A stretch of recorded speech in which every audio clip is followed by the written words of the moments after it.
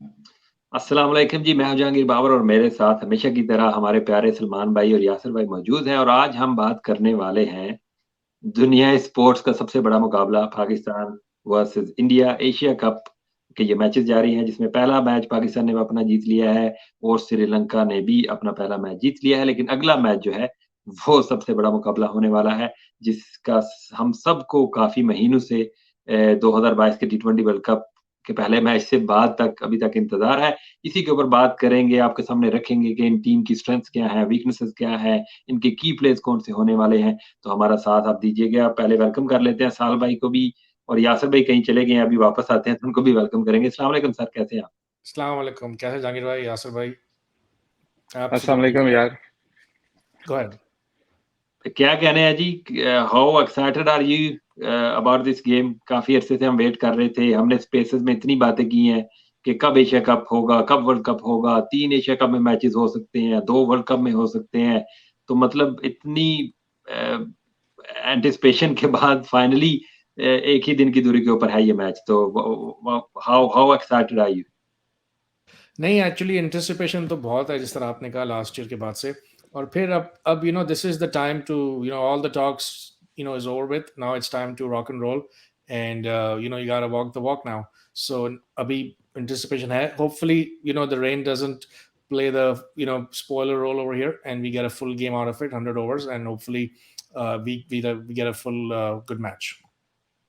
जी, यासिर भाई ने फुर्ती दिखाते हुए हमें कैंडी का रिकॉर्ड जो है वो हमने हमारे सामने रख दिया है क्योंकि इसी कैंडी पहले किले के ऊपर पाकिस्तान और इंडिया आमने-सामने होंगे, जहाँ पे आज भी मैच खेला गया है, जो कि श्रीलंका ने चेज़ करते हुए एक लो स्कोरिंग टोटल अपने नाम किया है। तो ये दोबारा से अगर यासिर भाई आप दिखा दें तो हम ज़रा इसके ऊपर नज़र डाल लेते हैं कि इसका क्या है जी। इसमें जी आप देखें तो एवरेज जो फर्स्ट इनिंग स्कोर है वो 248 है। आज हमने देखा भी कि एक और लो स्कोरिंग गेम हुई। फिर अगर देखा जाए तो बैटिंग पहले करने वाली टीम जो है वो 14 बार जीती है और चेज़ करने वाली टीम 18 बार जो है वो जीती है। जो हाईएस्ट टोटल यहाँ पे बना है वो 363 फॉर 7। हाईएस्ट सक्सेसफुल चेज़ जो है वो 314 रन जो है वो चेज़ हुए हैं और लोएस्ट जो टोटल किसी टीम ने डिफेंड किया है वो है 220 का। तो यासिर भाई बताएं जरा क्या देखते हैं आप? उसी पिक्चर पे अगर रहते हुए थोड़ा सा बता दें कि इस पार टोटल को लेके और आज जो बांग्लादेश और श्रीलंका के मैच के देखने के बाद आप किस तरह का मैच एक्सपेक्ट कर रहे हो इंडिया और पाकिस्तान के बीच में? यार अगर आज के मैच का एनालाइज करें तो मेरा ख्याल है पिच इतनी कंफर्टेबल नहीं है, और ये जो हाईएस्ट टोटल 363, तो ये डेफिनेटली अगर आज की तरह की पिच होती है तो वो तो नहीं बनने वाला। तो मेरा ख्याल है दोनों साइड्स के पास अच्छी बॉलिंग लाइनअप है और अच्छे बैटर्स हैं, लेकिन आई आई आई सी कि अगर बहुत भी अच्छा तरीके से खेलें तो ये 240 260 तक की पिच होगी मेरे ख्याल से। डिपेंडिंग है, बारिश नहीं होती। सबसे पहले तो मैच होना जरूरी है क्योंकि रेन फोरकास्ट भी है। तो let's hope it will be a great game और वेरी एक्साइटेड। 2019 के वर्ल्ड कप के बाद पाकिस्तान इंडिया एक दूसरे के सामने आमने सामने आ रहे हैं ओडीआई के अंदर। तो और this is not the same Pakistani team, so I am very very excited about the game. अच्छा, जस्ट हियर यासिर भाई फॉर अ सेकंड, मैं एक चीज़ साल भाई से पूछना चाह रहा था कि ये नंबर्स भी आपके सामने हैं, जो उस ग्राउंड के ऊपर जिस तरह से मैचेस खेले जाते हैं और आज का मैच भी आपने देखा है, तो what would you suggest for the captain कि अगर वो टॉस जीतते हैं तो क्या चेज़ करने में आसानी रहेगी या फिर टारगेट को सेट करने में आसानी रहेगी? और कौन-सी टीम आप समझते हैं कि जीत सकती है? देखिए, I think toss obviously will play a big role, because अगर rain is in the air और फिर अगर डीएलएस मेथड का अगर प्रॉब्लम होता है, और अगर specially when the game is not a 50 over game, इट्स लाइक अ 25-30 ओवर गेम, और तो then I think teams would prefer to chase because of the reasons that I mention. लेकिन अगर 50 ओवर पूरे हो रहे हैं एंड जिस तरीके से आज पूरा मैच अगर हुआ है, then I think you win the toss, you bat first, because that's the right time to bat in the late afternoon, 2:30-3 बजे का टाइम होता है। तो you can get, already अगर sun is out, then okay, it's not going to do a whole lot in the air, or maybe a little bit off the pitch with the new ball. So I would put the runs on the board, and both teams have really good pace attack. Put the other team under pressure, जो भी आपको score मिले, 240-60 जो भी मिलता है आपको, and then under lights it's going to be difficult to chase. बिल्कुल जी, इसाल भाई का कहना है कि it will be difficult to chase. और आगे बढ़ते हैं, यासिर भाई बताएँ ज़रा हमें कि पाकिस्तान और इंडिया ने भी इस ग्राउंड के ऊपर कुछ मैचेस खेले हैं जिसमें इंडिया ने तीनों में से अपने तीनों मैचेस जीत रखे हैं। वो शायद श्रीलंका के अगेंस्ट ही होंगे, तो श्रीलंका की टीम आजकल इतनी अच्छी नहीं है शायद। और उसी के साथ-साथ जो पाकिस्तान है उन्होंने 5 मैचेस खेले हैं जिसमें 2 हारे हैं 2 जीते हैं और 3 मैच है वो पाकिस्तान हार चुके हैं। इंडिया ने सबसे ज़्यादा टोटल इस ग्राउंड के ऊपर बनाया है 294 और पाकिस्तान का है 287। अगर बैटिंग पहले या बाद का देखा जाए तो इंडिया ने एक जो है वो पहले बैटिंग करते हुए मैच जीता है और 2 चेजिंग में जीते हैं और पाकिस्तान ने दोनों जो मैचेस जीते हैं वो चेजिंग में ही जीते हैं। तो ये रिकॉर्ड है आप लोगों के सामने, आप लोग बेहतर फैसला कर सकते हो, कमेंट सेक्शन में बता सकते हो कि पाकिस्तान को टॉस जीत के क्या करना चाहिए। इसी के साथ हम जल्दी से आगे बढ़ जाते हैं और थोड़ा-सा एशिया कप के जो मुकाबले हुए हैं इन दोनों टीम के माबैन 50 ओवर के फॉर्मेट में। अब टी20 में भी एशिया कप होता है, उसके ऊपर हम बात नहीं करेंगे। जो 50 ओवर के फॉर्मेट में मैचेज़ हुए हैं, वहाँ पे 13 मैचेज़ खेले गए हैं, जिसमें इंडिया का पलड़ा थोड़ा-सा भारी आपको नज़र आता है। उन्होंने 7 मैचेज़ जीते हैं और पाकिस्तान ने 5 मैचेज़ अपने नाम किए हैं, तो इतना कोई ज़मीन-आसमान का फ़र्क नहीं है। यासर भाई थोड़ा अगर आप ऐड ऑन करना चाहेंगे कि आई नो इतने नंबर्स तो मैटर नहीं करते क्योंकि जो ये स मुझे जो लगता है कि 7 और 5 का जो डिफरेंस है ना वो 2018 के जो 2 मैचेस थे क्योंकि पाकिस्तान टीम इतनी अच्छी नहीं थी और इंडिया ने वो पाकिस्तान को हराया था। तो कितना ये मैटर करते हैं नंबर्स? ये क्या टीमों के ज़हन में भी होता होगा कि हम बड़े टूर्नामेंट्स में एक टीम से पीछे हैं? मेरा नहीं ख्याल जहांगीर भाई, आई थिंक हर मैच जो है वो इवन स्टीवन स्टार्ट होता है, और जिस तरह आपने बताया है कि ये, और हमने ये स्टैट्स भी शो किए हैं कि 7-5 जो है वो बेसिकली एशिया कप में रैकेट चल रहा है अभी तक। लेकिन to be very honest, I think as you rightly said कि ये वो वाली टीम नहीं है पाकिस्तान की 2018 वाली, जिसके अंदर हमारे पास बिल्कुल बॉलिंग लाइनअप ही नहीं थी। और अगर ओवरऑल आप पाकिस्तान का ओडीआई रैकेट देखें अगेंस्ट इंडिया, तो इट्स फिनोमिनल, क्योंकि मैं देख रहा था तो एक 132 ओडीआईज दोनों टीमों ने आज तक खेले हैं, और उसमें पाकिस्तान 73 जीता है और इंडिया 55 मैचेस जीता है। तो I mean this is a quite a huge difference. India ने जो भी सक्सेस ली है वो आई थिंक 2010 के बाद उन्होंने ज्यादा मैचेस जीते हैं, जब और team was really really weak. But anyways, I think this is a new Pakistani team, और मेरे ख्याल से कि इंडिया भी उतना ही इस टीम को थ्रेट समझता है जितना हम लोग एज अ उसके पाकिस्तानी टीम के जो सपोर्टर्स हैं वो समझते हैं। And I am really hoping कि ये पाकिस्तानी टीम इंशाल्लाह बहुत अच्छा करेगी। अच्छा जी, आगे बढ़ते हैं और की प्लेयर्स की तरफ भी हमने आना है।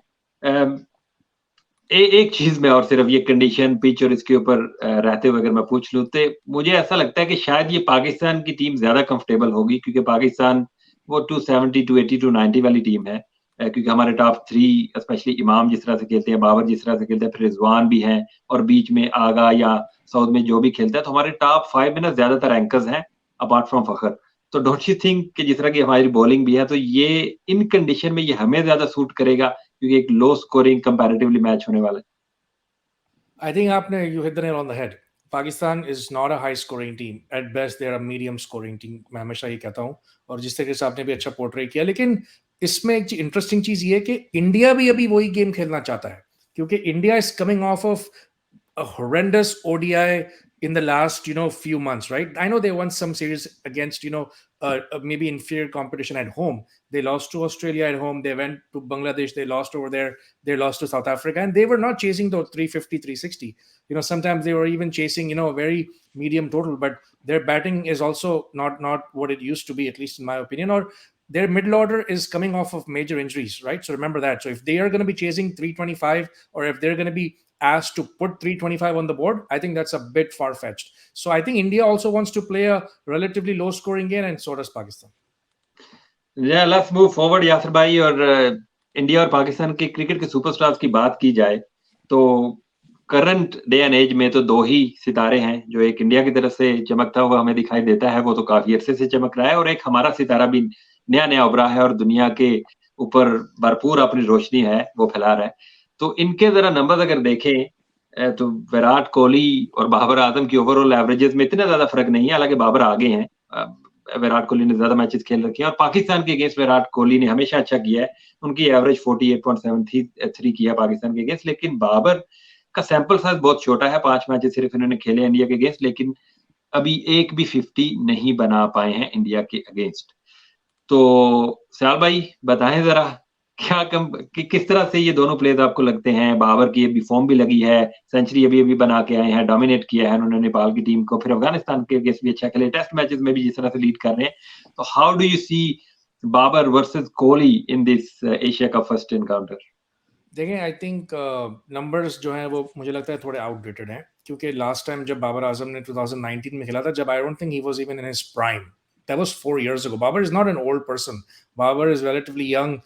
He's a young superstar, like you said. He's a superstar. He's already a superstar, but he's still got a long ways to go. So that those numbers are, I think, a bit deceiving for me at least, right? He's not the same player as he was in 2019 when he last faced India, or 2017 when he was playing the Champions Trophy. He was not our go-to guy in that match. That was Fakhr's, उनकी जो century लगी थी उसकी वजह से पाकिस्तान नहीं जीता था. पाकिस्तान वाज नॉट बेसिंग के relying on Babar to sell them through.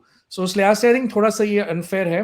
लेकिन अगेन मुझे लगता है कि पाकिस्तान को अगर मैच जीतना है अभी और एशिया कप के दूसरे मैचेस में और वर्ल्ड कप के अंदर, तो ये जो कोहली और बाबर का जो मैचअप है ना, Babar and versus Kohli, Babar Pakistan has to win that matchup by a fair distance. Okay, Kohli cannot outplay Babar Azam for Pakistan to win because India still has a lot of other big name players. Pakistan relies a lot on Babar Azam. Pakistan's batting revolves around Babar Azam, right? We know Fakhr is a match winner in its own right, but Pakistan's batting is Babar Azam for me at least. So इसलिए ये matchup Pakistan को जीतना बहुत जरूरी है. Not on Saturday, not only on Saturday, but also all the way to the World Cup. Over to you Yasir भाई. ये आपने ये भी लगा दिया, ये इस साल के बेसिकली ओडीआईज के रिकॉर्ड है कि बाबर ने इस साल में क्या कर रखा है. तो बताइए जरा कि बाबर की करंट फॉर्म को लेके आप कितने होपफुल हैं इस मैच में. यार आई एम वेरी होपफुल, और जो सैल भाई राइटली पुट इट के जो बाबर के स्टार्ट्स हैं अगेंस्ट इंडिया, आई थिंक वो थोड़े से मिसलीडिंग है इस सेंस के अंदर कि एक तो बाबर उस टाइम पे वो सुपरस्टार नहीं बना था. Last time Pakistan played India was in 2019. और अगर Kohli greatest batsman probably modern era का आप उसको बोल सकते हैं, स्पेशली चेजिंग के अंदर there is nobody like Kohli. लेकिन कोहली को थोड़ा सा ये एडवांटेज भी रहा कि कोहली के साथ बहुत स्ट्रॉन्ग अदर बैटिंग लाइनअप थी जो उसके ऊपर कभी प्रेशर बिल्ड नहीं होने देती थी. और दूसरा ये कि कोहली जो है उसने कंपैरेटिवली पाकिस्तान की वीक बॉलिंग लाइनअप्स को खेला है. Again I am not saying कि उस एरा के अंदर पाकिस्तानी टीम की बॉलिंग बहुत बुरी थी, लेकिन कंपैरेटिवली आज के मुकाबले में वीक थी. तो hence his numbers are really great. But other than that Kohli की जो परफॉर्मेंस है उसके अंदर किसी को भी कोई डाउट नहीं. तो Babar Azam I think is probably the best player of ODI in my opinion at this point at current. और आई थिंक इसी तरीके से वो अपनी स्टैंप जो है वो अथॉरिटी की लगा सकता है कि वो बड़े मैचेस में स्पेशली इंडिया, ऑस्ट्रेलिया, इंग्लैंड इनके खिलाफ अगर वो स्कोर करता है टफ कंडीशंस के अंदर. लेकिन थोड़ा सा सैल भाई की बात से respectfully disagree. I don't think so कि बाबर जो है ही विल बी और best batsman against India. Especially I feel it will be Fakhar Zaman, जिसके बारे में हम बात करते हैं. अगर जी फखर जमान बिल्कुल सही तरफ आप लेके जा रहे हैं हमें. फखर जमान, बाबर से पहले फखर जमान आएंगे और उनके साथ इमाम आएंगे, तो इनके ऊपर भी थोड़ी सी बात करते हैं. क्योंकि फखर के ऊपर हमेशा यार मुझे पता नहीं क्यों ये फील होता है कि he why don't we understand as a nation कि फखर जैसा प्लेयर कभी भी कंसिस्टेंट नहीं हो सकता है. Even then Fakhar is so consistent. Fakhar के अगर ये वनडे के रिकॉर्ड आप देखो 2023 का, तो उसमें यार 593 रन बनाए हैं 53.9 की एवरेज के साथ, 90 के स्ट्राइक रेट के साथ, 3 सेंचुरी है और एक 50 है. और ये अगर आप उनकी लास्ट 10 इनिंग्स भी देख लें तो इसमें भी 3 सेंचुरीज के बाद बड़ा टोटल उस तरह से नहीं आया है. लेकिन जैसे 33 की एक इनिंग्स है, फिर 30 की है, फिर 27 की है. तो ये इनमें एक दो मैचेस तो लो स्कोरिंग मैचेस भी थे. और जो अफगानिस्तान के अगेंस्ट हमने 300 चेज किया था उसमें पावर प्ले में 65 रन बनाने में फखर का ही रोल था. तो ऐसा नहीं है कि फखर कोई बिल्कुल ही कंट्रीब्यूट ही नहीं कर रहा है या उसने पिछले कुछ 1-2 साल में या पिछले 8-10 गेमों से कुछ भी नहीं किया है. तो अब कुछ हमारे एक्स क्रिकेटर्स भी, एक्स चेयरमैन जो हुआ करते तो वो भी फखर के ऊपर कह रहे हैं कि फखर की जो प्लेस इन द टीम है उसको खतरा है. तो लाइक साल भाई आप भी मेरी हेल्प कर दें कि फखर इससे बेहतर और क्या करे कि जिससे हमें उसके ऊपर क्वेश्चन मार्क जो है वो खत्म हो जाए. देखिए, I think Fakhar Zaman obviously we know is not a conventional player. So उनकी जो टेक्निक है वो हमेशा से ही can not rely on his technique to bail him out once he is not in form. ठीक है ना. तो जिस तरीके से अगर कोई कन्वेंशनल प्लेयर होता है, अगर उसके रन्स नहीं आ रहे तो then he is gonna at least try to bat through it, right. So we know Fakhar की जो पीक्स एंड वैलीज हैं वो बहुत ज्यादा होंगी. बट मुझे लगता है कि the reason people are little bit after Fakhar is because number one reason for me at least, I don't know if we've talked about this before offline or not, कि all the time your best player has to be protected. अभी sir Yasir भाई ने कहा कि Kohli did not have too much pressure when there was a Shekhar Dhawan there was a Rohit Sharma opening the batting. So normally Kohli आराम से hamburger खा रहा है आराम से बैठ के बाहर के, दो मेरे सुपरस्टार्स बैटिंग कर रहे हैं, अब मेरी बारी आने वाली है 20-25 ओवर के बाद, तो आई कैन रिलैक्स, ठीक है ना. But agar Fakhar is not in form, and if Babar gets into the game in the second, third, fifth over, then that's a problem. Because not only now you've lost Fakhar, but now your best player is also vulnerable when the opposition stale is up. ठीक है ना. तो इसलिए भी थोड़ा सा ये compound हो जाता है. Yes, I see the numbers. 54 की average is nothing to sneeze about. Obviously, it's a great average for any batter in this world. But this is the reason I think why people are a little bit disappointed with Fakhar, because of the reasons as I mentioned, that your best player has to be protected, that he cannot make a habit of coming into the game in the first 5 overs. Because if that happens, then law of averages are always going to be against you. जी, यासिर भाई, अगर आपने फ़खर के ऊपर add करना है तो कर लीजिए, और साथ ही अगले प्लेयर हमारे इमाम हैं, क्योंकि वो भी, क्योंकि टॉप 3 के ऊपर ही हम हेवीली रिलाई करते हैं, तो उनका ही नंबर आने वाला है आगे, और उनको भी की रोल प्ले करना पड़ेगा इस मैच में स्पेशली, क्योंकि एज़ वी सेड अर्लियर कि ये लो स्कोरिंग गेम के ज़्यादा चांसेस हैं। तो इमाम के ऊपर अगर आपने कुछ ऐड करना है या फिर फ़खर के ऊपर, तो प्लीज़ गो अहेड यासिर भाई। नहीं, I think Imam again he is becoming a reliable batter for Pakistan. थोड़ा सा ये कि उनका स्ट्राइक रेट के ऊपर हमेशा क्वेश्चन होता है, और स्पेशली अगर आप देख रहे हैं कि यहाँ 2023 के अंदर अभी तक उनका स्ट्राइक रेट जो है वो हाई 70s के अंदर है, which is not acceptable in modern day cricket. लेकिन हमें थोड़ा सा ये देखना है कि उन्होंने अपने जो अभी रिसेंट मैचेस अफगानिस्तान के अगेंस्ट खेले हैं वो सारे मोस्टली लो, सिवाय एक ओडीआई के लो स्कोरिंग ओडीआई थे, तो उस हिसाब से उनकी विकेट इंपॉर्टेंट थी कि आपको सिर्फ बैट कैरी करना था। और अगर ये मैच भी पूरा होता है इंडिया के अगेंस्ट, तो आई थिंक फखर की विकेट फिर बहुत ज्यादा क्रूशियल हो जाती है उस पॉइंट ऑफ व्यू से कि ही इज वन बैटर जो कि I think his job is to bat all the way 40 to 50 overs. तो उस हिसाब से देखें तो मतलब एवरेज वाइज आप कह सकते हैं कि Fakhar is becoming one of the pillars of Pakistan batting. लेकिन इमाम। थोड़ा सा ये कि सॉरी इमाम, अपॉलॉजीज। लेकिन I think strike rate is always a concern, तो आई एम होपिंग कि मैनेजमेंट और कोचिंग स्टाफ जो है वो उसके साथ काम कर रहे होंगे डेफिनेटली इसके ऊपर। I think he is playing his role properly. अब आपने बिल्कुल सही कहा कि लो स्कोरिंग मैचेस भी थे, और उसको जो रोल दिया गया है पाकिस्तान टीम की तरफ से, उसको वो बखूबी निभा रहा है, और उसका काम यह है कि मैच को डीप लेके जाना, एक तरफ से खड़े हो जाना, और बाकी के जो प्लेयर है उसके अराउंड खेलते रहते हैं। तो आई थिंक स्ट्राइक रेट थोड़ा सा बेहतर उसका हो सकता है, क्योंकि मॉडर्न डे क्रिकेट है। अगर आप बैटिंग पैराडाइज के ऊपर खेलोगे, 300 प्लस रन बनेंगे, तो फिर आपका ये वाला स्ट्राइक रेट जो है ना, उसके ऊपर आईब्रोज रेज होंगे। And I am sure when he plays on flat tracks he will improve it, because he is a quality player. आगे बढ़ते हैं, थोड़ा बॉलिंग की तरफ आ जाते हैं। आई थिंक शादाब के ऊपर थोड़ी बात कर लेते हैं, क्योंकि शादाब इज अनदर की प्लेयर जो कि बैटिंग और बॉलिंग दोनों से एक बड़ा इंपॉर्टेंट प्लेयर रहने वाला है, ना सिर्फ एशिया कप में बल्कि वर्ल्ड कप में भी। तो इसके रीसेंट नंबर्स अगर देखें तो इतने बुरे नहीं है, हालांकि हम बहुत ज्यादा इसकी बॉलिंग के ऊपर बात करते रहते हैं। बैटिंग अगर देखी जाए तो रन कम है, लेकिन एवरेज ठीक है। स्ट्राइक रेट, क्योंकि जिस नंबर के ऊपर आगे ये खेल रहे होते हैं वहां पे एवरेज इतनी ज्यादा मैटर नहीं करती जितना स्ट्राइक रेट मैटर करता है, और उससे भी ज्यादा ये मैटर करता है कि आप गेम को फिनिश करो और अपनी टीम को विकेट की तरफ लेके जाओ, जो कि उन्होंने करके दिखाया अफगानिस्तान के अगेंस्ट। तो फिर बॉलिंग में भी इतने बुरे नंबर्स उनके नहीं है। 11 विकेट्स हैं उनकी, 26 की एवरेज है, और 5.12 का इकोनॉमी रेट है। तो सैल भाई, over to you, how important Shadab Khan is for our team? Shadab Khan is the total package. Okay, he can, जिस तरीके से जडेजा इंडिया के हैं, हम श्योर बात करेंगे उनके बारे में भी, कि he can impact the game in any way that he possibly can. Okay, he can, हमने देखा अफगानिस्तान सीरीज के अंदर उन्होंने एक ब्लाइंडर कैच भी ले लिया था square leg, short square leg के ऊपर, और फिर इस तरीके से जिस तरीके से वो फील्डिंग करते हैं, that lifts the whole team up. और उनकी बॉलिंग भी जो है वो अभी बहुत अच्छी, बहुत इंप्रूव हो गई है, और specially he is making a habit of coming big in big games, right. जिस तरीके से हमने पहले भी बात की है कि वर्ल्ड कप्स के या बड़े इवेंट्स के अंदर he is really taking that role upon himself to actually make it count as a bowler. और बैटिंग तो उनकी काफी इवॉल्व हुई है, and we don't need to look further than that South Africa game, last year's T20 World Cup, right? He actually carried the batting for Pakistan in that game. So from that perspective, Shadab Khan is a total package. Any team in this world would love to have Shadab Khan, and we sometimes don't appreciate him because sometimes he kind of falls off the radar.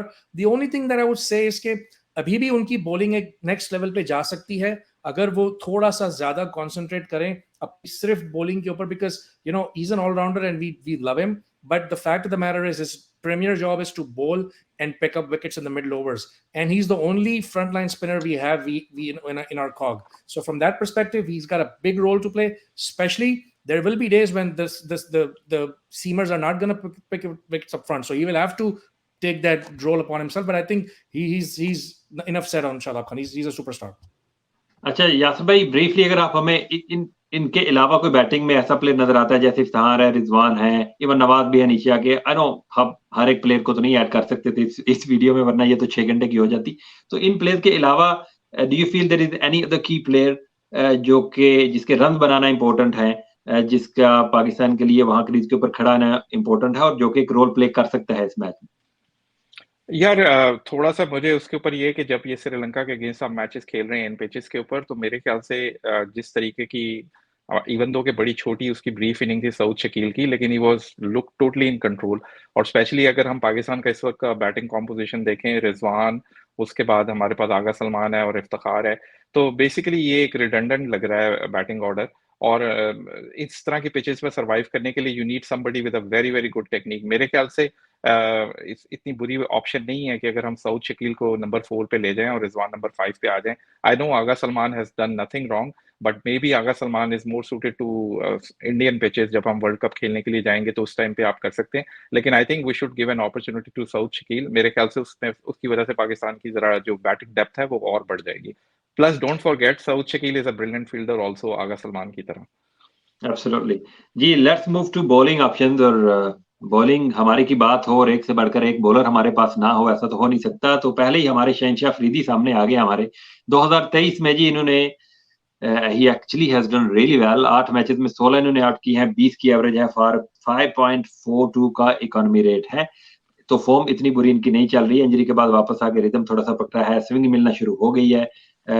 पिछले match में इतनी अच्छी bowling नहीं की, लेकिन overall अगर आप इनको देखें, ब्लास्ट में भी, 100 में भी, और ये जो टेस्ट सीरीज हमारी हुई थी अगेंस्ट श्रीलंका, उसमें भी, देन अगेंस्ट अफगानिस्तान, इन दो ओडीआई सीरीज, तो कहीं ना कहीं थोड़ा सा हमें लगता है कि शहीन जो है वो बैक टू फॉर्म आना शुरू हो गया है।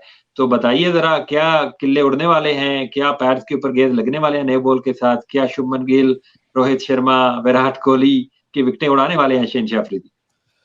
या नेपाल के बेचारे उस ओपनर से पूछिए जिसकी किस्मत ज़रा ख़राब थी, उसे बहुत ही गलत बॉल पड़ गया। एंड आई थिंक वो बॉल अगर किसी को भी पड़ता दुनिया में तो वो आउट ही होना था, चाहे वो कोई भी बैट्समैन होता, ये मेरा मानना है।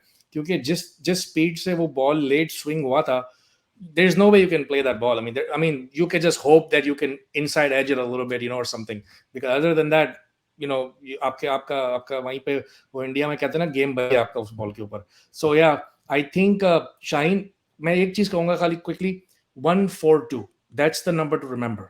ओके, 142 की स्पीड पे अगर शाहीन शाह ने अपनी बॉलिंग को मेंटेन रख लिया अपने फर्स्ट स्पेल के अंदर, then Shaheen Shah is going to be devastating. Okay. But anything less than that, 136, 137, because when the ball swings late and at that pace, it becomes almost impossible to play. But if it's a little bit on the slower side, then the batsmen have the time to maneuver it. So because Shaheen has that reputation of bringing the ball into the right hander, up front, pace will be the key for him. And lately he is bowling with really good pace. So if he continues that, it's not good news for a lot of batters. जी यासर भाई, यार ये साल भाई कह रहे हैं pace का, लेकिन मुझे जो रिसेंटली उनका लगता है वो कंट्रोल का ज्यादा उनका मसला लग रहा है, कि लेंथ उनको सही से नहीं मिल पाती है, फुल टॉसेस करते हैं, फिर लाइन भी सही नहीं पकड़ पाते हैं, राइट हैंडर को बहुत ज्यादा लेग साइड के ऊपर बॉलिंग कर रहे होते हैं। ये नेपाल वाले मैच में भी अगर देख ले तो उस तरह से एक्यूरेट वो नहीं थे। I know the pace was right up there, swing भी मिल रही थी, लेकिन वो जो एक्यूरेसी है, जो कंट्रोल है, वो कहीं ना कहीं 2021 वाला अभी तक नहीं आया है शाहीन के पास। जी, सही कह रहे हैं आप, और मेरी भी यही ऑब्जर्वेशन थी। स्पेशली आप अफगानिस्तान के भी गेम देख लें और ये नेपाल का भी आप पहला गेम देख लें, तो काफी ज्यादा फुल टॉसेस भी वो कर रहा था शाहीन जो है। मेरे ख्याल से वो फिटनेस में रिकवर हो गया है, but he is trying may be extra जोर लगाने की कोशिश कर रहा है, जिसकी वजह से उसको थोड़ा सा ये है कि वेवर्ड हो रहा है।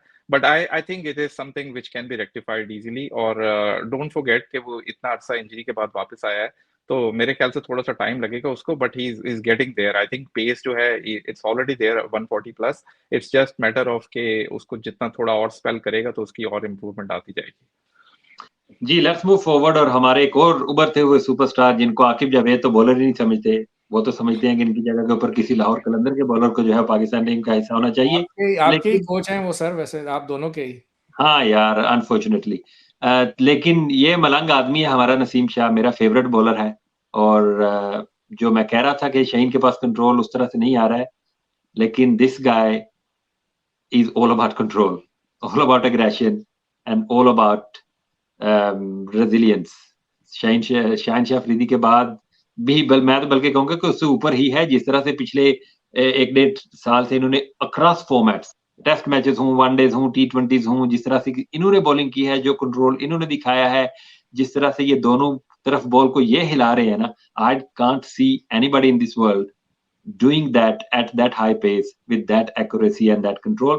मैचेस उनके देखें तो 8 मैचेस में उन्होंने भी 16 आउट किए हैं, 19.2 की उनकी एवरेज है। And look at the economy rate man, we are in 2023 और ये इकोनॉमी रेट जो है ना, ये 1990s वाला था साल भाई के दौर का। तो बताइए साल भाई नसीम शाह के बारे में। नसीम शाह को तो मैंने टैग कर दिया है the best, arguably the best bowler in the world, you know, at least for me. और जिस तरीके से आपने भी बड़ा अच्छा उनको डिस्क्राइब किया कि लास्ट 1 डेढ़ साल से this guy is a superstar in the making if he is not already a superstar. लेकिन थोड़ा सा मुझे नसीम के अंदर थोड़ा वेयर आउट का जरा एक अंसर नजर आता है। He seems to be little bit worn out in the last couple of matches that I saw. He, physically he looks a little tired. He looks a little drained. So, Pakistan hopefully can play against India and hopefully we perform well. So I would say give him a couple of days off, and then this travel doesn't help either. That they had to go back to Pakistan and then now they're back to Sri Lanka and then they'll I think go back to Pakistan and then come back to Sri Lanka. That's just ridiculous. That is absolutely bush league. But again, it is what it is. We have to do it. But if Naseem is on song, I think he is to me the best bowler in the world. जी यासर भाई, इसके अलावा अब लोगों को ये ना लगे कि हम किसी और को अंडरमाइन कर रहे हैं। हारिस भी अब बड़ी अच्छी बॉलिंग करता हुआ आ रहा है, स्पेशली जो जिप उसको भी मिल रही है ना, जो अफगानिस्तान के मैच के बाद जो पिछले मैच में उसने बॉलिंग की नेपाल के against, that was really good to see as well. Iftikhar को भी हमने बोला नहीं है, इफ्तिखार तो हमारे फेवरेट है, हम कैसे बोल सकते हैं। Nawaz is another one there, Don't Nawaz, forget Rizwan also. Rizwan भी ऑब्वियसली। तो ये ऐसा नहीं है कि हम कुछ प्लेयर्स को भूल रहे हैं, ऐसा ऐसा नहीं है। जो हमारी नजर में हमें की प्लेयर्स लगते हैं जो पाकिस्तान को मैच जितवा सकते हैं, और इसी तरह इंडिया के प्लेयर्स के ऊपर भी हम बात करने वाले हैं, तो वो आपके सामने रखें। पाकिस्तान की प्लेइंग 11 की अगर बात की जाए तो जो पिछले मैच में खेली थी, यासर भाई ने तो कहा साल भाई के साउथ को ऐड करना चाहिए। तो do you see any changes in Pakistan playing 11 just for this game, या फिर आप यही चाहोगे कि मोमेंटम बना है, विनिंग कॉम्बिनेशन जो जिसके ऊपर बात की जाती है उसी को आगे लेके चलना चाहिए? आई थिंक मुझे नहीं लगता है कि साउथ के रहने से बहुत ज्यादा फर्क पड़ेगा because he is gonna play at number 5 because Rizwan we know is gonna bat at number 4, ठीक है ना। Even though Saud is a left hander and I really like Saud, he is a very nice prospect, so I have nothing against him, but I think Babar is set. He will play with this lineup, I think, unless के आगा के एक दो और failures आ जाए तो फिर पता नहीं। लेकिन so far he really relies on Aga, and then Aga to me is a batter who we know he has limited ability, right? But then you have a Shadab that you can somehow match up के अंदर आप use कर सकते हैं उसको, शादाब को जरा ऊपर बैटिंग करा सकते हैं, थोड़ा सा आगा को प्रोटेक्ट कर सकते। लेकिन एक चीज आगा के लिए मैं कहूंगा जो मुझे थोड़ी सी डिसहार्टनिंग नजर आ रही है कि वी वर इन्फॉर्म्ड और we were told that he is the best player of spin in our lineup, and lately that's not on display. He couldn't read Rashid Khan a couple of times. He looked, actually Rashid Khan made him look silly, okay? So but that's Rashid Khan, he could make anybody look silly. But even against normal spinners I didn't think that he had it in him, but I would still say give him a couple of games, find out about him. But one thing that's very underrated about Aga is he's a very good off spinner because he tosses the ball up. He's not a iftikhar jo darts फेंकता रहता है. He actually tosses the ball up and he's quite accurate for a part timer. So I think he will come in handy, but his premier job is to bat, and if he doesn't bat, then he'll be booted out. जी यासर, मैं तो यासर भाई के साथ हूँ। मुझे ये लगता है कि जो ये मैच हमने देखा है बांग्लादेश और श्रीलंका का, जिस तरह के ग्राउंड के जो नंबर्स हैं, उनको लेके मुझे लगता है कि साउथ को पाकिस्तान को खिलाना चाहिए फॉर दिस गेम। एक तो वो लेफ्ट हैंडर है मिडल ऑर्डर में, और रिजवान 5 पे आ जाए कोई फर्क नहीं पड़ता है। और हमें वो ग्रिट चाहिए मिडल ऑर्डर में। हमें बाबर आजम के बाद एक कुशन चाहिए। बाबर को पता हो कि मेरे पीछे साउथ खड़ा है जो कि हमें बेल आउट करा सकता है, जो कि 50 ओवर अगर ऊपर से गिरती भी है विकेट तो 50 ओवर हमें खिलवा सकता है। क्योंकि as we said earlier, looking at the pitch where we play, where Sri Lanka and Bangladesh played, we're not going to have a 280 or 290 or even 300 score. तो ये 250 के अराउंड ही स्कोर रहने वाला है, तो उसमें आपको टेक्निकली करेक्ट बैट्समैन चाहिए, क्योंकि पिच बहुत डिफिकल्ट है, जहाँ पे मूवमेंट भी है, टर्न भी है, सब कुछ है। उसमें मुझे ऐसा लगता है कि जो कोई बैट्समैन सर्वाइव कर सकता है, वो जो है वो साउथकील हो सकता है। तो I would like to pick Saud Shakeel instead of Agha in this game. Let's move to Indian players as well. जल्दी से इनको जरा देखते हैं। विराट कोहली के ऊपर हमने पहले भी बात की है। यासिर भाई, आप ही की तरफ आते हैं। हमेशा जब भी इंडिया हमसे मैच जीता है रिसेंट ईयर्स में, तो ये भाई साहब आगे खड़े होते हैं, ना ये हमसे आउट होते हैं। सेंचुरीज ये वनडेज में बना जाते हैं, और T20s में ये 50s और 70s बना के मैच उड़ा के ले जाते हैं। तो बताएं जी, इनका क्या करना है अगर पाकिस्तान को मैच जीतना है? यार उनका बस जो करना है, अल्लाह नहीं करना है। हम लोग तो हमेशा मार खाने के लिए बैठे हुए हैं कोहली से, लेकिन यार what a player he is. और आई मीन आप यू नेम इट, कौन सी टफ सिचुएशन में उसने इनिंग्स नहीं खेली। और अगर आप उसकी, मेरे ख्याल से मैं जो उसकी 2022 वर्ल्ड कप की T20 की इनिंग थी, आई rate him very very high उस इनिंग के वजह से भी। लेकिन ओवरऑल यार किंग कोहली जो है, उसकी विकेट हमेशा प्राइज विकेट होती है। And I think Pakistani management और ये सारा वर्कआउट तो करेंगे। आई थिंक की फॉर पाकिस्तानी प्लेयर्स के दूसरे एंड से अगर वो विकेट्स लेते रहते हैं, तो just keep putting pressure on Kohli, ताकि मे बी उसको अपनी गेम चेंज करनी पड़े या वो कोई इस तरह की शॉट खेले। बट यार I mean he is a legend, he is a phenomenal player. तो जो बड़े प्लेयर जो भी होते हैं, उनको आउट करने के लिए they put a price on their wicket. So I think we should come up with a strategy के कोहली के अगेंस्ट हमें क्या करना है। अदरवाइज तो I think Kohli single handedly आपको पाकिस्तान को मैच हरा देता होता है मोस्ट ऑफ द टाइम। जी बिल्कुल हरा देता होता है। और इस बार जी साल भाई, आई थिंक आप कुछ ऐड करना चाह रहे हैं। या थैंक यू। देखें, कोहली, किंग कोहली, जिस तरह यासिर भाई ने कहा, nothing more to add on king Kohli. लेकिन एक चीज मैं कहूंगा कि ये जो मैनेजमेंट आई है ना हमारी, मिकी आर्थर से लेकर रेहान उलग से लेकर जितने भी बैठे हुए अंदर, ब्रैडबर्न को तो मैंने अपने रेडार पर रखा हुआ ही है। लेकिन जिस तरीके से हम ये 3-4 लोगों को लाए हैं ना कि भाई these guys are tactically very smart and very sound, they are not gonna make dumb mistakes, right? तो Kohli, nothing to take away from Kohli, is a phenomenal, is the greatest of all time in ODI is better for me. Lekin, having said that, you have to have a plan. Okay, everybody knows he's vulnerable outside off stump, up front, at fourth or fifth stump with a gully and ये बहुत important है हमारे viewers को समझना कि I'm going to see how Pakistan attacks Kohli before they get attacked by him. Because look, if you don't get Kohli, he will get you. That's no problem. There's no doubt about that. So अगर Shaheen bowling कर रहे हैं, you need to you need to watch how Amir bowled at him in the Champions Trophy. I know it was a very brief stay for Kohli, but the way he set him up, he needs to see that. And Haris and Naseem have to also see how does Australians go after Kohli. I hope they're watching these videos and trying to understand. Look, at Kohli, if it's Kohli's day, I don't care, आप Malcolm Marshall को भी लगा दें, उसको वो खा जाएगा। लेकिन at least don't die wondering, have a plan and try to execute it. और थोड़ा सा वेरी ये कि वेल। पाकिस्तानी प्लेयर शादाब और इनको कोई अकल करनी चाहिए, जो उसकी तारीफों के पुल बांधे हुए हैं ट्विटर के ऊपर। तो भाई मैच पे फोकस करो खुदा के लिए। ये बिल्कुल यार, ये थोड़ा सा हम ज्यादा ही ओवर रेट हमारे प्लेयर्स कर लेते हैं। जैसे राशिद खान को करते हैं ना, वैसे इसको भी करते हैं। अच्छा आगे बढ़े, और उनके कैप्टन भी हैं रोहित शर्मा, जो कि, चले शुभमन गिल की बात कर लेते हैं पहले। यासर भाई अगर आपने लगा दिया, तो शुभमन गिल एक राइजिंग स्टार है, बड़ा फिनोमिनल आगाज किया है उन्होंने अपने व्हाइट बॉल करियर का। टेस्ट मैचेस में शायद उतना अच्छा ना हो, लेकिन स्पेशली वनडे में एक डबल सेंचुरी भी बना चुके हैं। पिछला एक साल आपके सामने उनके नंबर्स, यार 750 run at 68.2, strike rate of 109, 3 centuries जिसमें एक डबल सेंचुरी शामिल है और 2 50s। तो इन नंबर्स को देखते हुए क्या समझते हैं कि ये भी एक खतरा हमारे लिए साबित हो सकते हैं साल भाई? देखिए, अपने दिन पे तो कोई भी, दिस इज क्रिकेट, जिस तरह फखर का किसी को पता नहीं था चैंपियंस ट्रॉफी के फाइनल में, he single handedly won Pakistan the game और the title for that matter, ठीक है ना? तो अपने दिन पे तो कोई भी कर सकता है, लेकिन इंडिया पाकिस्तान की गेम्स में I take these numbers and I throw them out of the window. This is what I have learned in the last 30-35 years ये वाचिंग मेरी इंडिया। पूरे दिन की मेहनत को आपने ऐसे विंडो से बाहर फेंक दिया यार, ये क्या बात वीडियो के एंड में फेंका है ना, पहले नहीं फेंका था, तो अभी हमने पूरी बात कर ली है उसके ऊपर। है?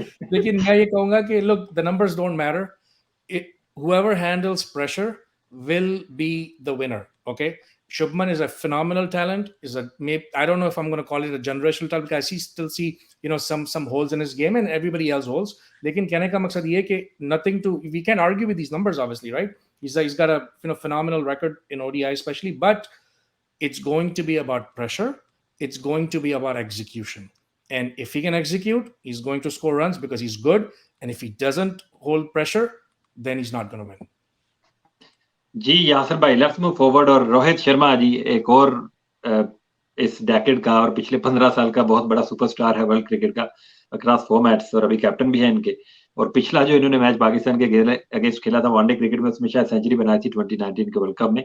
लेकिन उनको भी चैलेंज होगा इन टफ कंडीशंस में when you facing Shaheen Shah Afridi at peak, Naseem Shah at peak. लेकिन उनके नंबर्स भी इतने बुरे नहीं है। हालांकि हम स्पेसर में जब बात कर रहे होते हैं हम कहते हैं कि शायद वो डाउनहिल चले गए हैं या जो भी है, लेकिन उनके नंबर्स ये इस साल के जो वनडे क्रिकेट में इतने बुरे नहीं है। 383 रन है, 40 ऑलमोस्ट 48 की एवरेज है, 106 का स्ट्राइक रेट है, सेंचुरी उन्होंने एक बनाई है, 250 भी बनाई है। तो यासिर भाई बताएं जरा, रोहित शर्मा क्या इनको द हिटमैन शर्मा भी कहते हैं इंडियन हमारे दोस्त, तो ये भी उतने ही शायद इंपॉर्टेंट है जितने विराट कोहली। नहीं, बिल्कुल सही कह रहे हैं यार हम लोग। मजाक अपनी जगह पे, लेकिन रोहित शर्मा जो उसकी फॉर्म है, ओडीआई फॉर्म जो एटलीस्ट अभी थोड़ा सा आउट ऑफ फॉर्म है, लेकिन overall he is a phenomenal one day player. और स्पेशली वो ऊपर से जाके जो आपको एक्सेलरेशन प्रोवाइड करता है। और मुझे अभी भी याद है जो 2019 के वर्ल्ड कप में he played phenomenally. I think India was unlucky कि वो सेमीफाइनल के अंदर न्यूजीलैंड से हारे, but he scored massive runs. और लास्ट 2 गेम्स जो एशिया कप की हमने खेली थी, उसमें भी रोहित शर्मा जो है उसने एक सेंचुरी की थी और एक 50 की थी। तो ओवरऑल मैं देख रहा था कि रोहित शर्मा जो है उसके मतलब ही is the highest scorer against Pakistan with 367 runs in 7 innings. तो अगेन लेटली थोड़ा सा टी20 क्रिकेट में वो स्ट्रगल कर रहा है शाहीन के अगेंस्ट। और अभी रीसेंट फॉर्म भी उसकी इतनी अच्छी नहीं है, but he is a good enough player जो कि इस फॉर्म, अपनी जो फॉर्म है उसको चेंज कर सकता है। तो लेट्स सी कि अगर शाहीन शुरू में वो स्विंग और कंट्रोल से उसको बॉल करता है तो उसको आउट करने में कामयाब होता है। और आई थिंक पाकिस्तान के लिए यही सबसे अच्छी अपॉर्चुनिटी है कि रोहित को जल्द से जल्द वापस भेजें ताकि कोहली और अदर बैटर्स को जल्दी लेके आए न्यू बॉल के साथ। जी बिल्कुल, उनका उनका भी मिडिल ऑर्डर थोड़ा सा वनरेबल है इन अ सेंस। हालांकि अय्यर के बड़े अच्छे नंबर है, बड़ा अच्छा उन्होंने परफॉर्म किया, लेकिन काफी अरसे के बाद इंजरी के बाद वापस आ रहे हैं। फिर केएल जो है वो शायद अवेलेबल नहीं है पहले कुछ में गेम्स के लिए, और ईशान किशन को out of his position as a wicket keeper शायद 5 के ऊपर खेलना पड़ेगा। तो उनके भी प्रॉब्लम्स हैं 4 और 5 के ऊपर अभी भी सिंस 2019 वर्ल्ड कप। लेकिन उसके बाद एक और सुपरस्टार आता है जिसका नाम है हार्दिक पांड्या। अब हार्दिक पांड्या जो है ना, जब वो बॉलिंग साथ में करते हैं ना, तो वो एक डेडली एक किस्म के प्लेयर बन जाते हैं, क्योंकि बैटिंग के साथ उनको गेम फिनिश करना आता है। ये उनकी इस साल की परफॉर्मेंस अगर आप देखें तो 288 उन्होंने रन बनाए हैं, 31 की एवरेज है, 97 का स्ट्राइक रेट है। बॉलिंग के साथ उन्होंने 10 विकेट्स लिए हैं 34 की एवरेज के साथ और 5.91 के इकॉनमी रेट के साथ। तो जैसे हमने टी20 में मैं वो फॉर्मेट को मिक्स नहीं कर रहा, लेकिन प्लेयर इज ए प्लेयर, उसी तरह भाग के आके बॉल करनी है, उसी तरह बल्ला पकड़ के बैट करना है। तो जो इसका रोल होता है ना as an allrounder, specially in those middle overs as a bowler, मैंने 22 के वर्ल्ड कप से पहले मुझे अभी तक अच्छी तरह से याद है, मुझे पता था कि ये बाउंस आउट करेगा पाकिस्तानी प्लेयर्स को, क्योंकि इसकी pace is right up there close to 140, और ये बाउंसर करना इसको पसंद है। ये हमारे जैसे शोएब अख्तर को बाउंसर करना पसंद होता था ना, इसको भी उतना ही है। आप देखिएगा इस सैटरडे वाली गेम में भी जब भी ये बॉलिंग करने के लिए आएगा ना, तो if I am Babar Azam और if I am Mickey Arthur, मैं अपनी पूरी टीम को बोलूंगा कि बाउंसर के लिए रेडी रहना, ये करेगा ही करेगा। तो ये एक ही प्लेयर होगा, मिडिल ओवर्स में ये विकेट लेके देता है इंडिया को, और आहर के ओवर्स में बल्ले के साथ ये गेम फिनिश करना जानता है। तो सयाल भाई, कितना की प्लेयर होगा हार्दिक पांड्या, और हमें किस तरह से इसको मैनेज करना चाहिए? Look, India needs a full and fit Hardik Pandya. Okay, he needs to be firing on all cylinders for India to become where India needs to go. Okay, लेकिन ऑफ लेट मुझे Hardik Pandya the talent से कोई problem नहीं है, talent is right there, इन्हें इन्हें बहुत talent दिया है ऊपर वाले ने। लेकिन the attitude is a bit too cocky for me. Okay, उस वजह से मुझे लगता है कि ये जो है वो आउट भी हो जाते हैं ना चाहते हुए भी। और उसके बाद उनकी बॉलिंग पे भी मुझे थोड़ा सा फर्क लग रहा है उसके अंदर, जिस तरीके से उन्होंने कैप्टनसी भी अभी की थी, तो मुझे लगा कि थोड़ा एटीट्यूड का प्रॉब्लम आया है थोड़ा। Again having said that, he can turn it on, he is a phenomenal talent as you said, but he needs to respect the game. Once he starts respecting the game like he used to, I think he's going to be, he's going to be deadly. But so far I've seen that he's going in the opposite direction. लेकिन having said that, he's got the talent, but lately मुझे वो batting के अंदर वो sizzle नजर नहीं आ रही है. The numbers are there, nothing to, obviously scenes about it, as I said earlier. लेकिन वो जो मैच विनिंग जो इनिंग्स है ना, वो मुझे इतनी अभी थोड़ी सी कम नजर आने लगी है इनकी of late. And I think that has a lot to do with his attitude. But again, if Hardik is right, he is a phenomenal player. जी यासर भाई आगे बढ़ते हैं जल्दी से। दो बॉलर इनके हमने चूज किए हैं जो कि पिछले कुछ अर्से में खेले हैं। अभी से और भी बुमराह वापस आ रहे हैं इंजरी के बाद। अब हमें नहीं पता को किस तरह की फॉर्म और फिटनेस है उनकी, जब वो बॉलिंग करेंगे तो फिर ही पता चलेगा, लेकिन he is a quality bowler, इसमें तो कोई डाउट ही नहीं है। और इनका लीडर ऑफ द पैक भी बुमराह ही है। तो जिन लोगों ने पिछले वनडे कुछ खेल रखे हैं हमने उनको ऐड किया, और मेरा फेवरेट बॉलर है, काश ये पाकिस्तान टीम में होता तो मैं तो खुश हो जाता। लेकिन इन्होंने 11 मैचेस खेले हैं, 22 आउट किए हैं, 17.2 की एवरेज है, that is in this year. और उसके बाद इकॉनमी भी इनकी ठीक ही है 5.17 की। तो यासर भाई बताएं यार, ये कुलदीप यादव को कैसे मैनेज करें यार? यार सबसे पहले तो अगर वो पाकिस्तानी टीम में होता तो हमने उसकी माँ बहन एक की होनी थी अल्लाह के फजल से, और हर जगह पे। तो बाकी खैर एनीवेज आई थिंक यासिर भाई कुलदीप फैमिली इज शो है वैसे. नहीं यार, मैंने कोई ऐसे चलें से हज़फ कर दें यार बकौल जहांगीर भाई के। या मुझे नहीं मिले anyways sir. I think Kuldeep Yadav phenomenal bowler, और जिस तरह हम देख रहे हैं कि बाबर आजम थोड़ा सा स्ट्रगल भी कर रहा है, तो ही will be a key bowler specially against Babar. Specially जो उसके बाद हमारे प्लेयर्स आते हैं, रिजवान के भी कह सकते हैं कि फुटवर्क इतना अच्छा नहीं है। तो मिडिल ऑर्डर के अंदर अगर आप देखें तो वो कुलदीप यादव जो है वो उनको वो विकेट टेकिंग एबिलिटी प्रोवाइड करता है इंडिया को। Overall I think Indian attack manageable है। अगर पाकिस्तान कुलदीप यादव को अच्छा खेल लेता है ना, तो आई फील कि that will be the difference between Pakistan winning the game. तो let's hope Pakistan will play him sensibly. लेकिन ओवरऑल यार he is a very very good bowler और काफी अच्छी फॉर्म में है लेटली। बिल्कुल, और एक और अच्छे इनके बॉलर हैं जो कि काफी अरसे से अच्छा करते हुए आ रहे हैं, वो है जी Mohammed Siraj. Obviously Shami is there as well. वो एक और भी इनका बॉलर आ गया, उसको मुझे नाम हमेशा भूल जाता है, is good bowler as well. लेकिन सिराज की हम बात करेंगे। सिराज अक्रॉस फॉर्मेट्स ये भी खेलते हैं। इन्होंने इस साल में अगर देखा जाए तो 8 मैचेस में 19 आउट किए हैं, 20.7 की एवरेज है, और नसीम शाह से मिलते जुलते ही इनके नंबर हैं। इकॉनमी भी इनका 5 से नीचे है, 4.78 का। थोड़ी सी हमेशा इंडिया की बॉलिंग जो है ना उसको अंडरमाइन ही किया जाता है जब भी पाकिस्तान और इंडिया के मैचेस होते हैं। लेकिन for me at least this Indian bowling lineup अगर एट पार ना कहा जाए पाकिस्तान से तो इतनी कम भी नहीं है। तो कैसे देखते हैं आप सिराज इस तरह की पिच के ऊपर, जिस तरह आज जो पिच थी उसके ऊपर? मुझे तो ऐसा लगता है कि सबसे ज्यादा डेंजरस जो इनके बॉलर होंगे ना वो सिराज होंगे, and Kuldeep Yadav obviously with the older ball. लेकिन नए बॉल से पहले आपको मैनेज करना पड़ेगा। एंड किस तरह से ये रोल प्ले कर सकते हैं इंडिया के लिए इस मैच में? I think both the teams के अंदर 10-11 बॉलर्स 12 जितने भी बॉलिंग करते हैं लोग, this guy is the most underrated bowler for me in combined 11. Okay, because we don't talk about him. We talk about Haris, we talk about Shaheen, we talk about Naseem, Bumrah, Yadav, everybody, Hardik, everybody. This is the guy that's flying under the radar, and he's a very good bowler. He's probably the most improved bowler in both the teams in this year alone. Okay, and the good thing about him is he always runs 100 miles an hour. He's got a unrelentless motor. Okay, जिसको हम कहते हैं ना, तो उस लिहाज से this guy doesn't take any time off, he is always at you, right? और फिर जिस तरीके से नया बॉल करते हैं ये, और इनको फायदा भी है क्योंकि इनकी जो बॉल है वो राइट हैंडर को अंदर आती है, right? He's a basically an in swing bowler. So now that we have the two left-handers up front, that the ball is going to go away from them, correct? So that's very difficult, if you ask me, that then the ball leaves you. It's very difficult to cope with that. So the matchup is in his favor as well because of the two lefties up front, and he is a very good trier. And for me, the most underrated bowler in the two nations. जी बिल्कुल, very well said साल भाई। और ये left hander को बड़ा तंग करते हैं, जो इनकी एंगल से बॉल बाहर निकलती है ना फ्रॉम मिडल स्टंप, तो उससे ये काफी ज्यादा तंग करते हैं लेफ्ट हैंडर को। तो ये क्वालिटी बॉलर। और एक और चीज आज मैं सुन रहा था वो गौतम गंभीर को, हालांकि पॉलिटिकल उनकी अपनी चीजें अपनी जगह के ऊपर, लेकिन यार वो उसकी बात एक सही थी कि यार पहले ऐसा होता था कि India batting versus Pakistan bowling, अब ऐसा नहीं है। अब बुमराह एट हिज पीक, अगर वो है पीक के ऊपर, तो 140 प्लस सिराज क्लोज टू 140, वो जो आपका शामी है between 135 to 140. They got the pace right up there. They got the control. They can swing the ball both ways, and they have people like Kuldeep Yadav, Ravindra Jadeja, and Hardik Pandya to backup.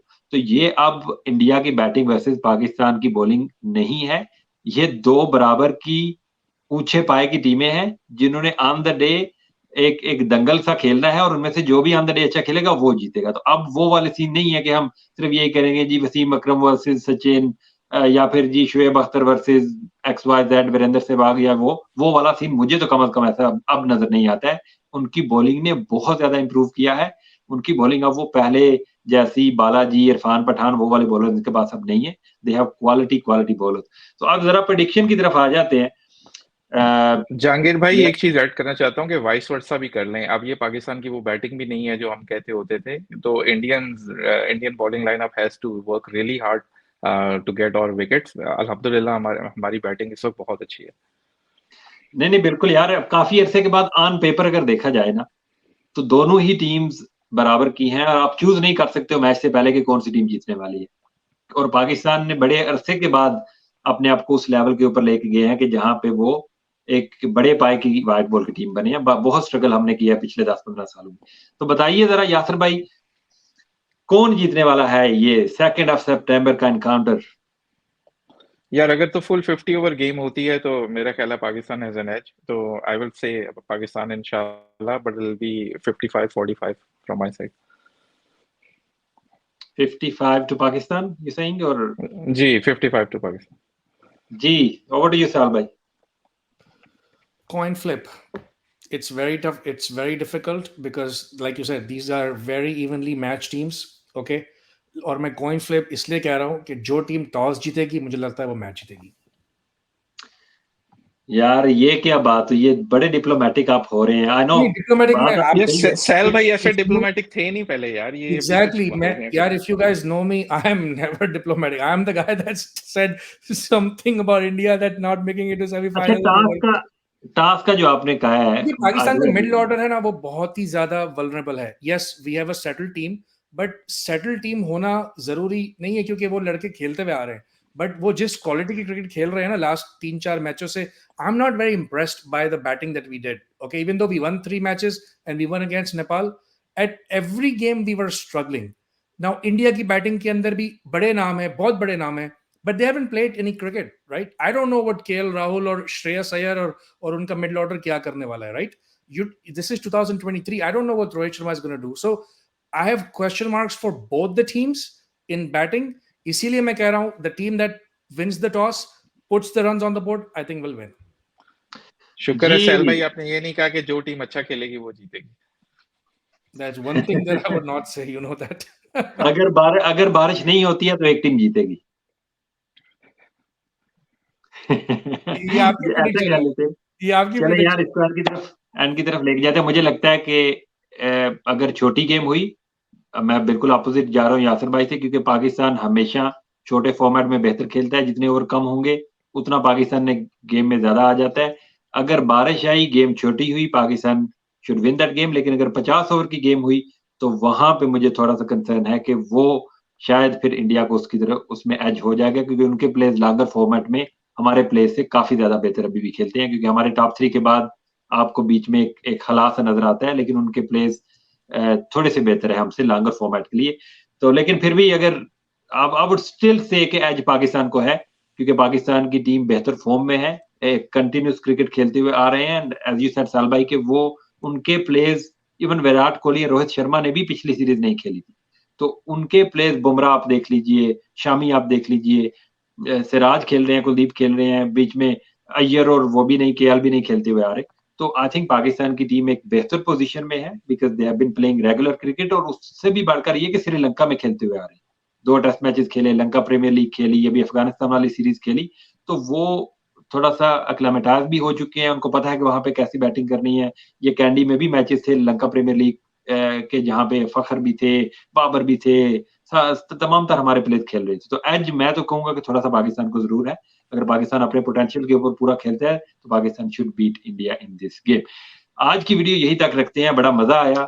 कोशिश हमने की इसको छोटा से छोटा करें, लेकिन इतनी ज़्यादा चीज़ें कवर करने के लिए होती हैं, तो छोटी ये हो नहीं सकती। कोशिश करेंगे एक और वीडियो आपके लिए लेके आएँ मैच से थोड़ी देर पहले, और फिर मैच के बाद भी एक पोस्ट मैच भी आपके लिए लेके आएँगे। बहुत ज़्यादा शुक्रिया साल भाई और यासिर भाई आप दोनों का, और देखने वालों को ये कहूँगा कि कमेंट सेक्शन में आप हमें बता सकते हैं। हमने तो कुछ की प्लेज़ आपके सामने रखे हैं, जो हमें लगता है कि की प्लेज़ हो सकते हैं। आप भी अपने की प्लेज़ बता सकते हैं, और आप भी अपनी प्रेडिक्शन हमें बता सकते हैं कि आपकी नज़र में ये इंडिया और पाकिस्तान का एनकाउंटर जो है वो कौन जीतने वाला है। तो आज की वीडियो यहीं तक है। Thank you very much for watching. अल्लाह हाफ़िज़।